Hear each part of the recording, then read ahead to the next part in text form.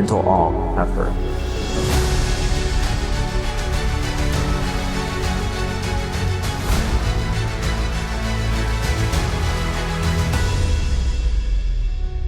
Hi, everyone. Welcome back to the Friends in Action podcast. I'm Andy, and if you've been listening for a while, you know that Emily and I have been working together on this podcast for about a year now. Well, today's episode is a little different. We're actually going to discuss the podcast itself, celebrate some of the growth we've seen, and then preview what's coming next in the new year. So, Emily, welcome back to the other side of the microphone. Thanks, Andy. It's great to be here. So let's start with what we've built. So let's talk about kind of the framework of why we started a podcast and how you got involved after it was kind of a brainstorm for me. Well, I think the original idea was we wanted to develop new ways on how do we tell people about FIA. Since we've been around for 25 years, a little over 25 years now, we're still fairly new, I'd say, in the mission world as an organization.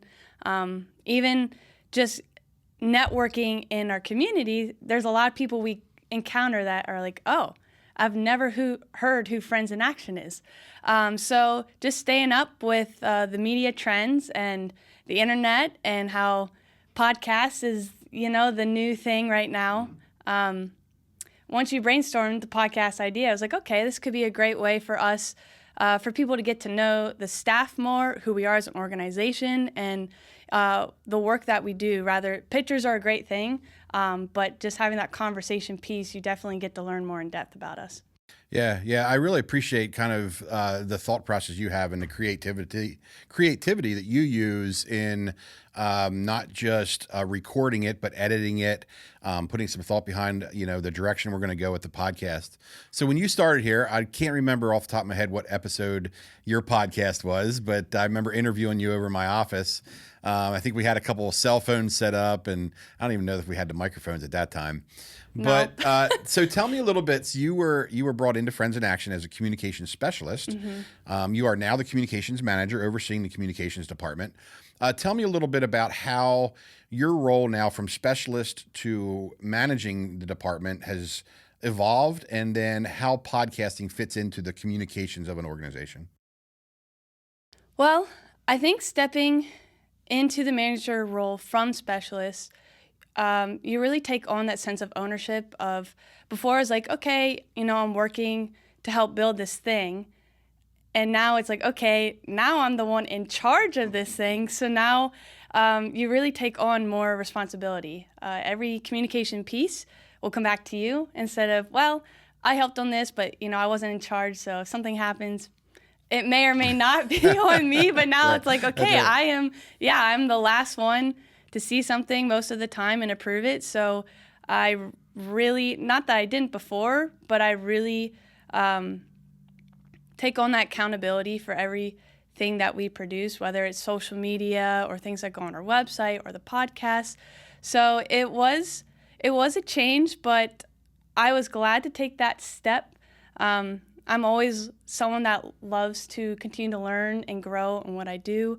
So transitioning into the manager role was the next step for me, I think, into just not only trying to improve in the work that I do, but just, leading a team of people to accomplish the goals that we set here, and just to see us be able to market and mostly share what God does through FIA here.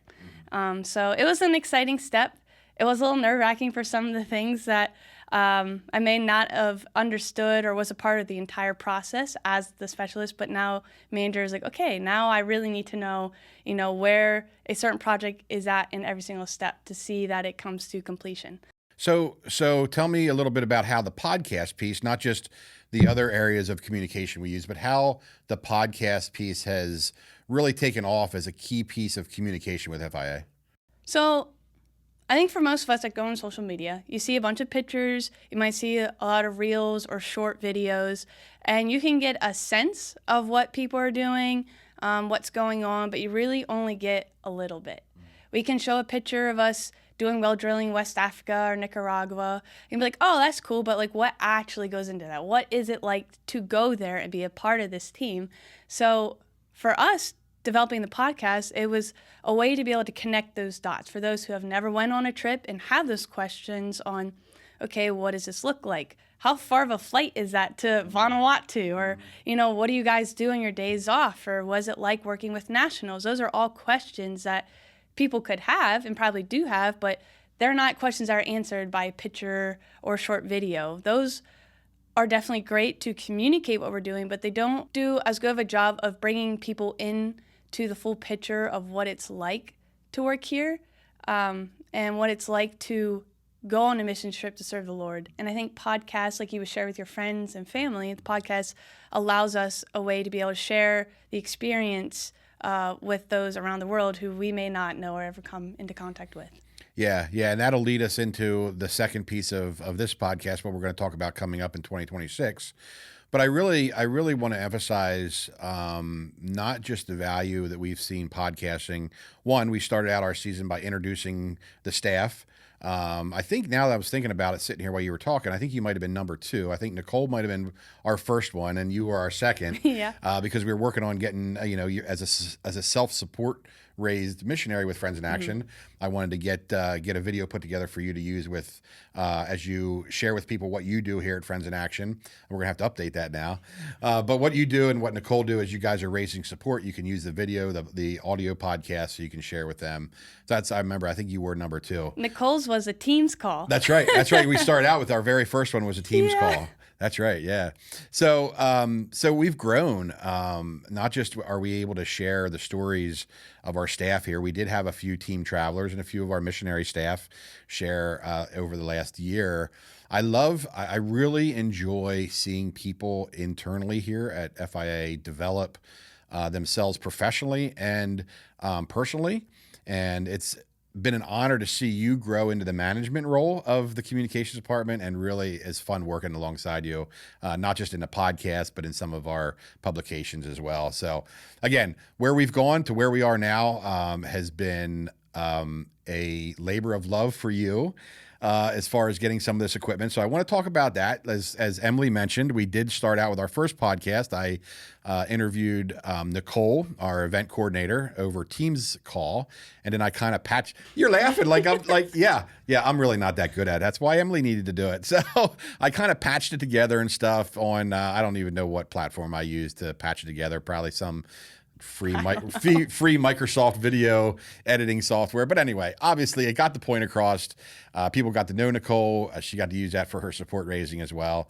But we've taken it from that to sitting here now in, I'll call it the communications room, your office and part studio, I'll call it. But tell us some of the things that we've did to upgrade to provide a better product. It's not about look what we can do and look what we can buy to make it better, to enhance it, but we do want to steward our donors. We do want to steward the people that follow us, that pray for us. So we want to give them a good product. We want to present a good product for Friends in Action too. So tell the audience a few things that we did to kind of get to where we are today. Yeah, those first few she's still laughing at me. So no, it's not your fault. I mean, Nicole does live in South Carolina at the moment.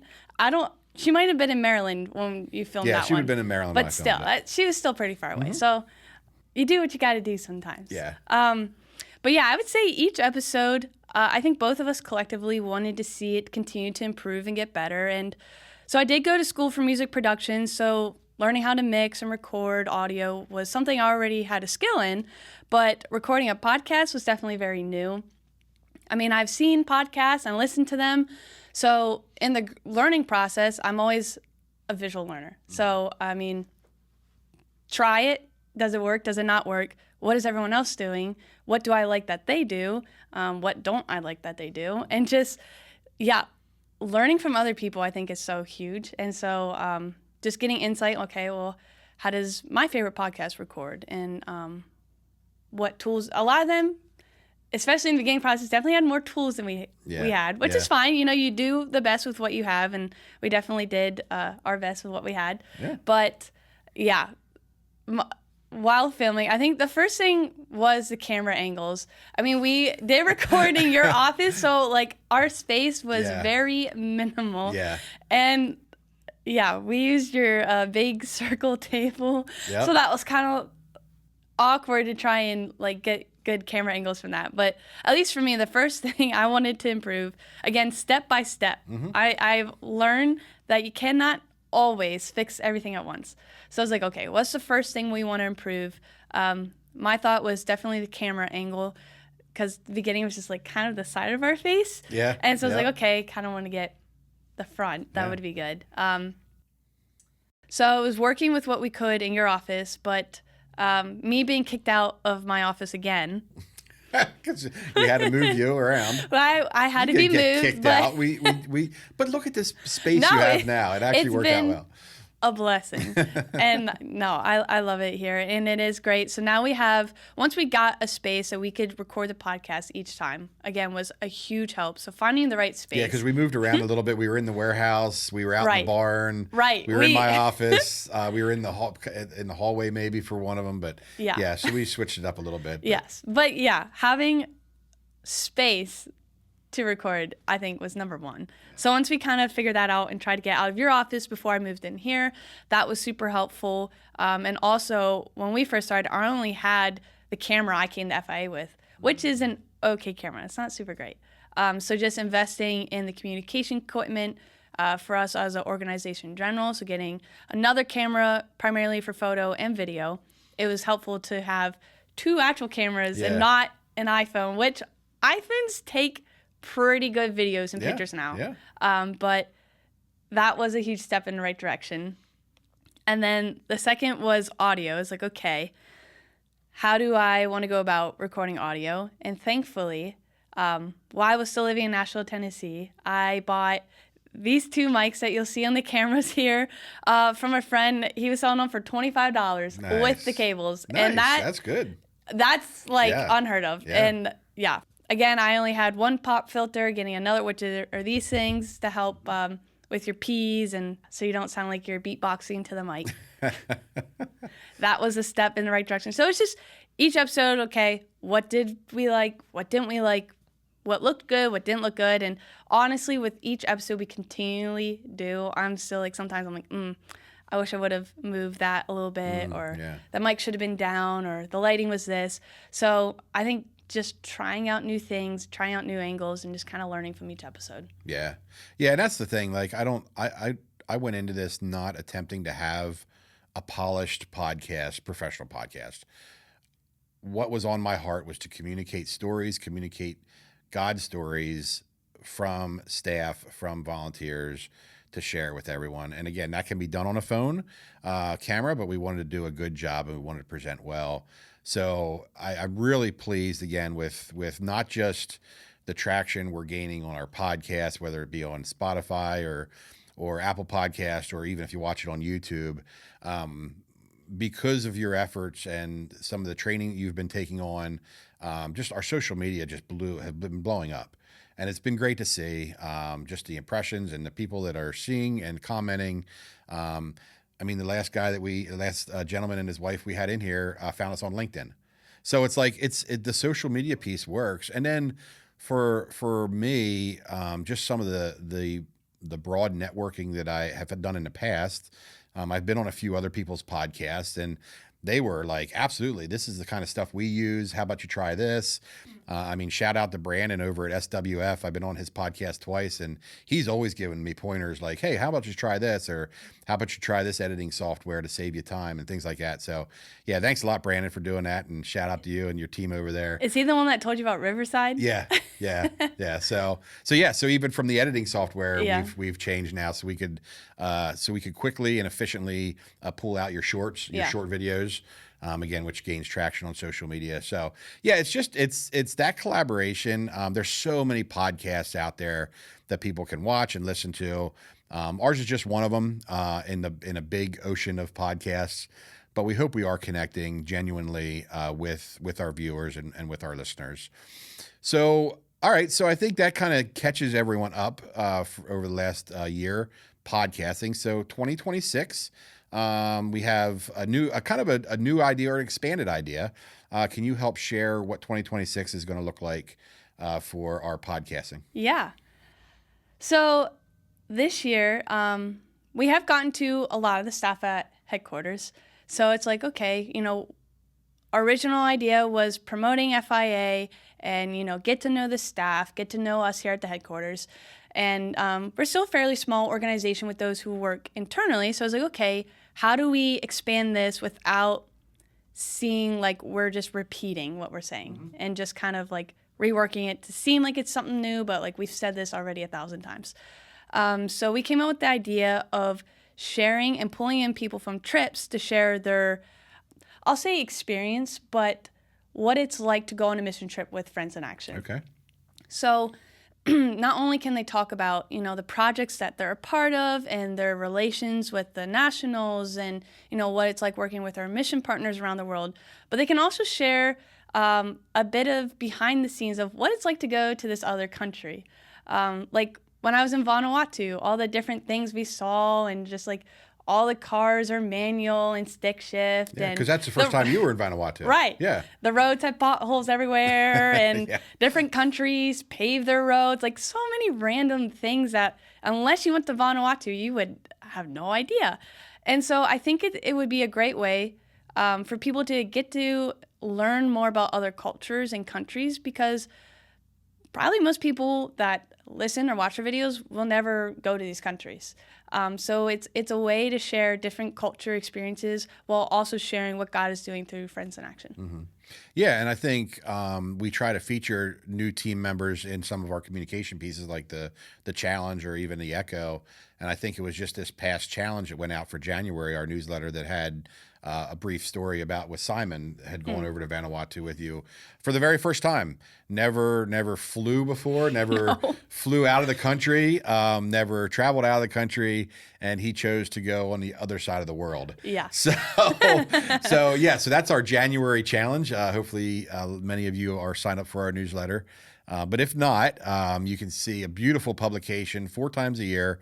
Emily and the team put out the challenge. It's almost like a magazine now, just with the quality of photos and the stories the God stories that are being shared from all over the world in different fields. You can email FIA-USA at FIAINTL.org if you'd like to be put on the mailing list. And I'm sure Emily will put some links in the show notes as well. But yeah, it's a beautiful quarterly publication that really shares beautiful pictures and great God stories. So when we interview and when we talk to some of these individuals that have traveled, we're probably looking at the last 2025 and maybe even some in 2024 that we'll be interviewing.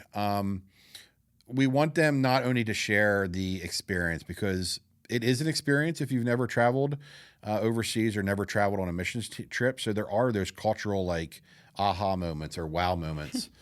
But we really want them to share like the impact that it's had, not in only the lives that they went and served, but in their own life. I don't know that I've ever experienced a conversation with a team member who comes back and says, yeah, I didn't really see God moving, or I didn't really feel like God called me that. Every time a team member comes back and says, I feel more blessed by going than the actual blessing we were supposed to do. And again, we don't do short-term teams for experience. We do them to meet a need of the missionaries. But with that comes the experience. Yeah. I still remember back in 2002. Oh man, how many years ago? 2002, when I first went to West Africa for 5 weeks.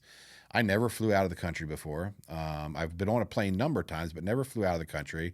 And that whole experience of understanding a different culture, we were in Côte d'Ivoire and we went to Guinea as well. And just to experience that and understand for myself that when I got reconnected with FIA in 2018, I knew what it was all about. I knew like, oh, yeah, I can be skilled in trades. I can work with my hands and be able to be part of missions. So from that experience in 2002, and I'll call it an experience, for me was the aha moment that when 2018 came around, I was asked to go again. It didn't take long for me to say yes. So I'm excited to be able to bring those individuals in and share their stories because, again, it's ordinary people doing extraordinary thing for God's kingdom. So 2026 is going to be exciting. We're going to look at probably doing 10 episodes in that season, I think, 10 to 12 episodes in the season, depending on how many people want to volunteer to be part of this. Lots of them. Yeah, I hope so. And maybe even we can get fancy and maybe do 2 people at once or something. I don't know. We'll see. We'll see how it gets. But we really do want to focus on the people and their experiences, their God stories. What else do you hope to get out of 2026 podcasts?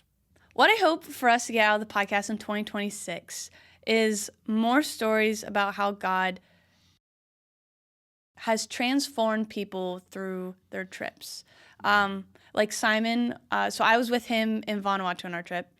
And I mean, he was very, very explicitly telling us, before this trip, I didn't realize how much God could use me. He just never traveling before. He was very central with his family. He's a very young adult, just graduated high school.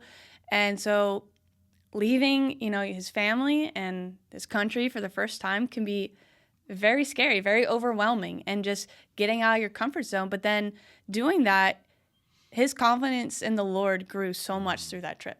And so him coming out of the trip is almost like a very different Simon before the trip. That's awesome.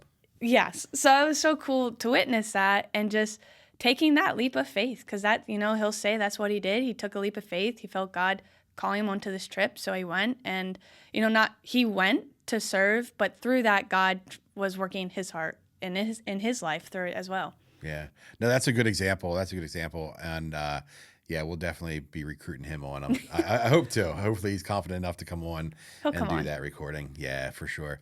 So, and you're exactly right. We want raw stories. It's short-term missions. Missions can be messy, complicated, logistics, plans change. Must be flexible. You must be flexible. That's right. Must be flexible. That's the key to missions. But we don't want a polished product where our viewers or our listeners are like, oh, it seems so glamorous. No, it's hard. It can be hard.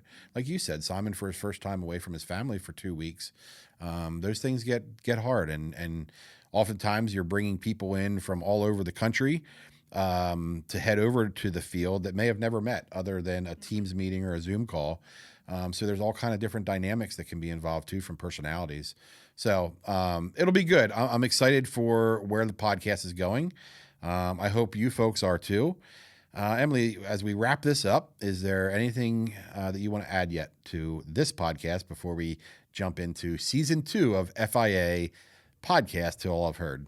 Yeah, I would just say, please stay up to date with us. We're on YouTube, we're on Spotify, Apple Podcasts, anywhere that you can find a podcast, we're there. Thanks to technology nowadays, it's much easier to, that's one way we grew too, figuring out how to release your podcast everywhere by publishing it in one place. So tricks of the trade. Yeah, that's good.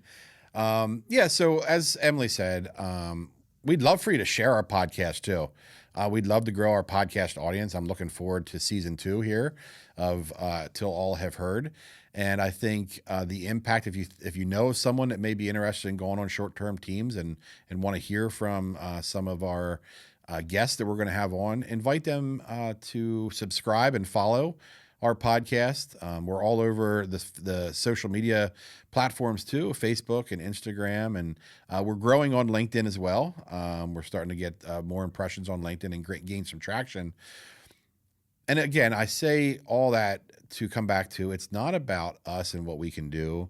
It's about how God is using ordinary people to do extraordinary things.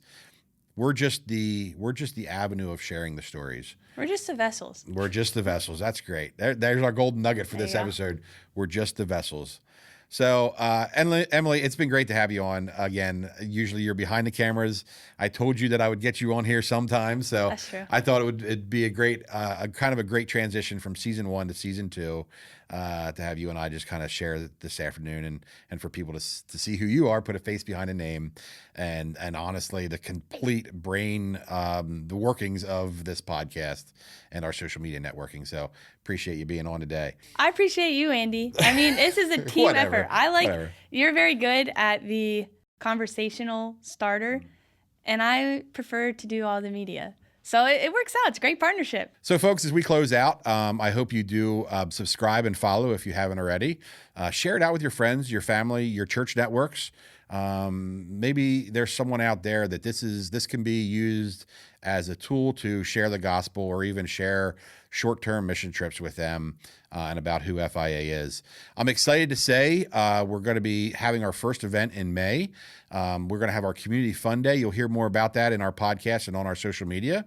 But Community Fun Day is coming up again. This will be another year of where we invite the community to come on to our premises here, take a tour of the headquarters. We'll have a lot of Mission Expo things. We'll have a lot of things for the kids. I can tell you that WJTL Kids Cookie Break will be here that Saturday. So we're going to be sending out some save the dates. We're going to be posting on our website.